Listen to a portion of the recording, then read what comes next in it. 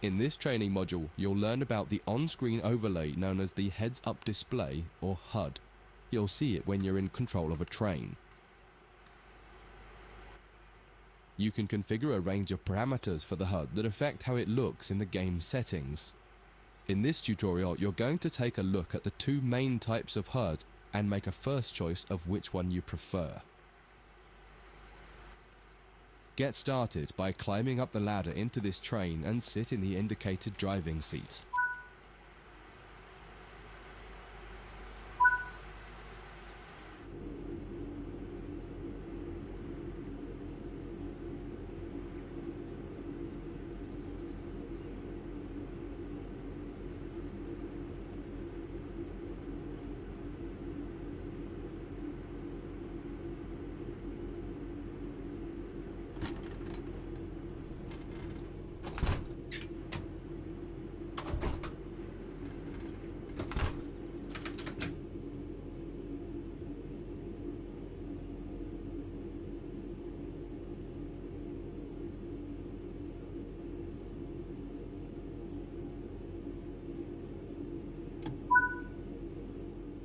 Welcome to the most important seat in the train.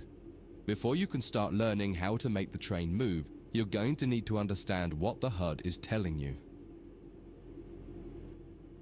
There are three types of HUD. The one you're seeing now is the normal HUD. You'll learn that first, and then take a look at the minimal HUD next.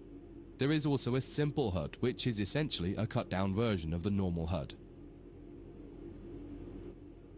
The HUD is a guide to show you what the train is doing, how you're doing, and what your next objectives are. You can tune what's shown here using the game settings. The main part of the normal HUD is the speed display in the bottom right. Your current speed is indicated by a white bar that will appear on the outside of the speedometer, and there is a red mark that indicates the maximum permitted speed. This is the direction display. An arrow will indicate the forward, reverse, and neutral directions.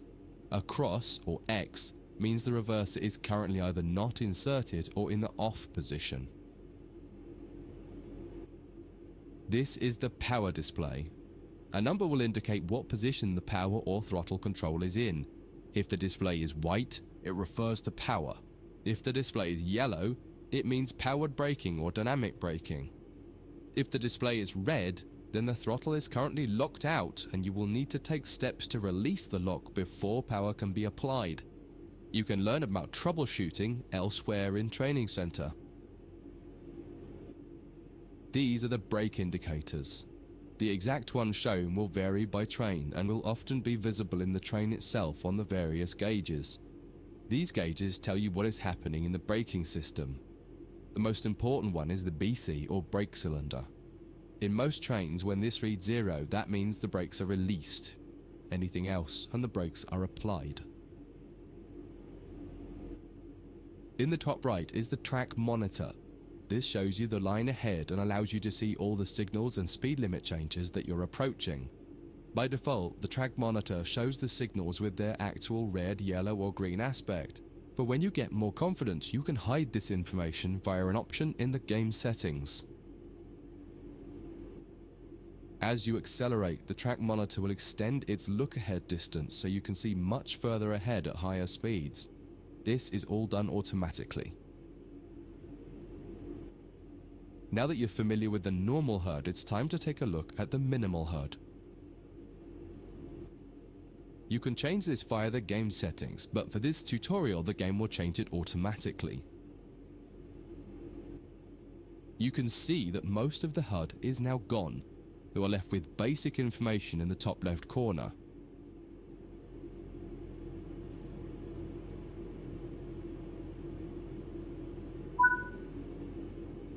The minimal HUD immerses you in the experience of driving the train. Use the train's real gauges as much as possible. In the top left corner, you will see the information about your next objective and some limited information about what the train's doing, such as your current speed, the speed limit, and the gradient. Use the game settings to add and remove information from the minimal HUD. With less information, you'll find driving more challenging, but also more immersive and rewarding. Experienced players might prefer the minimal HUD, especially when driving from the cab view. The normal HUD is ideal for newcomers or anyone who wants to drive from an external camera. You can switch HUDs in game settings. Do you want to start with the normal HUD or minimal HUD?